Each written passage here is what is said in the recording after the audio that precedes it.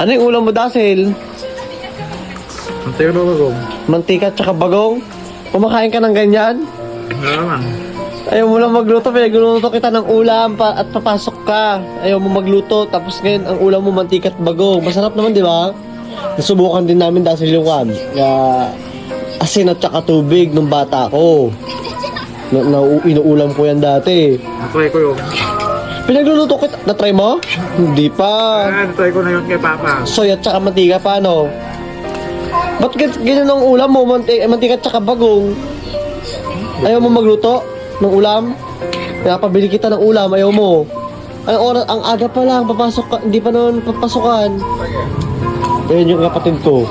Mas piniling mag-ulam ng mantika at saka bagong kaysa magluto. Anong tawag doon?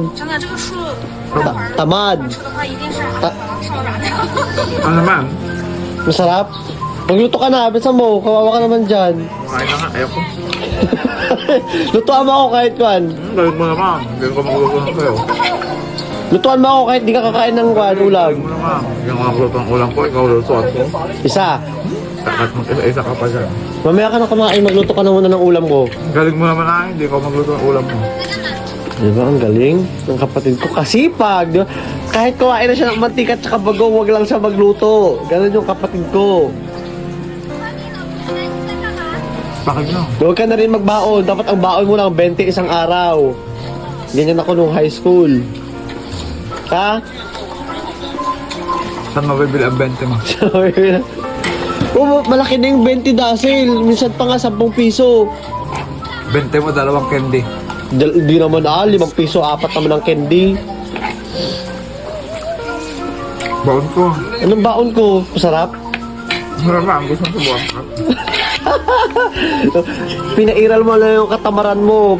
Ayaw mo lang magluto. Sige na, bilisan mo, gumayak ka na. Tapos mamaya ang ulam mo tanghali. Soy at saka mantika. Ayos lang. Bibili akong ulam. Soy at saka mantika ulam mamaya tanghali. Bibili ako doon sa kanto. Yeah. Ayoko mag-ulam ng gano'n. Yan nga, inulam mo bagong at saka kwan.